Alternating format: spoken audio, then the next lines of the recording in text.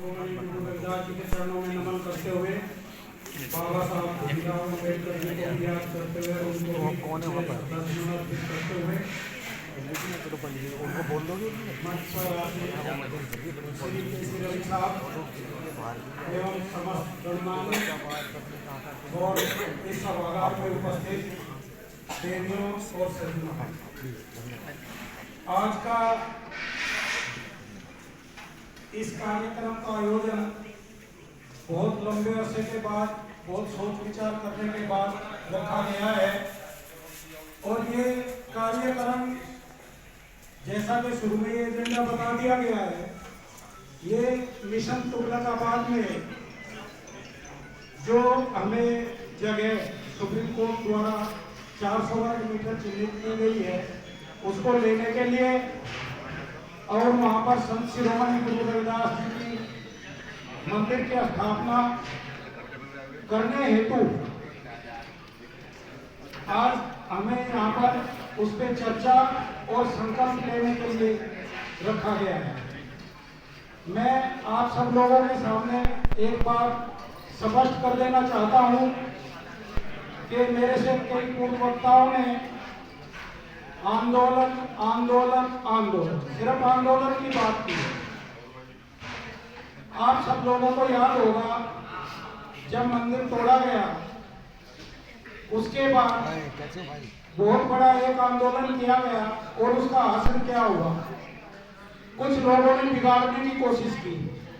जो रामलीला मैदान में आंदोलन हुआ, जो हमारे इस मंदिर के कर्ता धर्ता थे और उसे सीधी रेखा में ले जाना चाहते थे, लेकिन उन लोगों ने उस रेखा को तिरछी करने की कोशिश की और जो चीज हमें उस वक्त मिलने वाली थी वो सब एक तरफ हो गई और मिलने के बजाय हमारे लोगों के ऊपर केस हुआ, सब कुछ हुआ। मैं, जो कि यहाँ पर राजनीतिक लोग भी हैं और अपनी बात कहने का उन लोगों को बड़ा फख्र होता है, वो समझते हैं कि जनता जो है जैसा हम कहेंगे वैसे ही बेवकूफ बन गई। उन दिनों में जो सरकार थी उसने वादा किया कि हम जो है सारी हरित भूमि रविदास मंदिर के लिए देने वाले हैं, हम दे देंगे। लेकिन जो नियम कायदे की बात आती है, उन्होंने कभी भी आगे बढ़कर के सहयोग नहीं किया और वो सब एक राजनीति होती है, दिखावा मात्र होता है। प्रैक्टिकल तौर पर जो लोग वहां पर आंदोलन कर रहे थे उन लोगों को कोई याद नहीं करता। दिल्ली से हमारे 108 संत श्री केसी रवि साहब जी ने उन दिनों उस आंदोलन में जो अग्रणी भूमिका निभाई, उसके तहत ही श्री सुखदेव वाघमरे जी, श्री वीर सिंह हितकारी जी और हमारे बीच में श्री अशोक भारती जी बैठे हुए हैं। इन्होंने श्री M.R. बाली जी के और ऋषि पाल जी के साथ मिलकर के जो आंदोलन चलाया, करोल बाग से बहुत लोग जाते थे, बहुत लोगों ने वहां पर सहायता की और आंदोलन को चलाने में भी अहम भूमिका निभाई।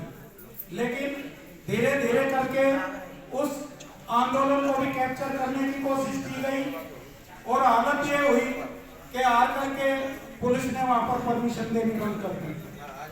आज उस चीज को दोबारा से कई लोग यहाँ पर कह रहे हैं कि जो आंदोलन करना चाहिए। आंदोलन करने को तो किसी ने मना नहीं किया, पिछले 4 साल हो गए। सर मैं आपका नाम नहीं ले रहा हूँ, प्लीज मैं कुछ और कह रहा हूँ, सुझाव भी बताऊंगा ना। तो मैं यही कह रहा हूँ, मैं नाम नहीं ले रहा। सर बात ये नहीं है, जो मेरे शब्द हैं मैं अपने शब्द बोल, हाँ सुन लीजिए ना। जो आप बीच में टोका टाकी ना करें, अच्छा नहीं लगता। तो मैं ये कहना चाहता हूँ कि देखिए, संत शिरोमणि गुरु रविदास जी ने कहा था, सत्संगति मिली रही माधो जैसे मधु मखीरा।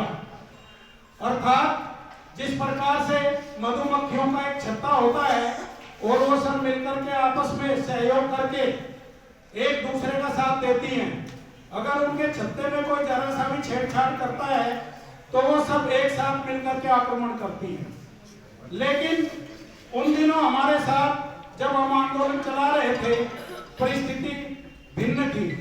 आज कहने को सब लोग कहते हैं, मैं कहता हूं सब आंदोलन करें, कुछ भी करें, लेकिन आज जो स्थिति है तब और अब, आज की स्थिति में मेरा यह कहना है, चूंकि मामला नीचे से लेकर ऊपर तक पहुंचा है और उससे ऊपर वो जो सुप्रीम कोर्ट की बात आती है, जहां तक हमारे बीच में बहुत सारे वकील लोग बैठे हुए हैं, विशेषज्ञ भी हैं, वो समय निकल चुका है तो रिव्यू पिटीशन और वो सब कुछ नहीं हो सकता।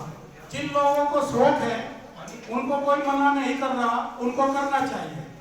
मेरा सुझाव ये है कि जो समिति गठित की गई थी वो समिति आज के इस परिप्रेक्ष्य में अपनी तरफ से कोशिश करे कि मीटिंग करके जो जगह सरकार द्वारा दी गई है उसको लेने का प्रयास किया जाए और वहां पर जाने के बाद, जगह मिल जाने के बाद, मंदिर की शुरुआत हो जाने के बाद जो भी आंदोलन करना है वो आंदोलन करें। पूरे क्षेत्र को अपने कब्जे में लेना है उसको ले, लाठियां खानी है लाठियां खाएं, जेल जाना है जेल जाए, क्योंकि लोगों को भ्रमित करके या बरगला के कुछ नहीं मिलने वाला। इन्हीं शब्दों के साथ मैं अपनी वाणी को विराम देता हूं। आपका बहुत बहुत धन्यवाद। बहुत बहुत धन्यवाद रायचंद साहब, आपने यहाँ पर अपने विचार रखे, उनके सुझाव भी दिया और आपके सुझाव का भी स्वागत है। जितने भी यहाँ पर हमारे अनुयायी हैं, गुरु महाराज के अनुयायी हैं, वो अपना अपना सुझाव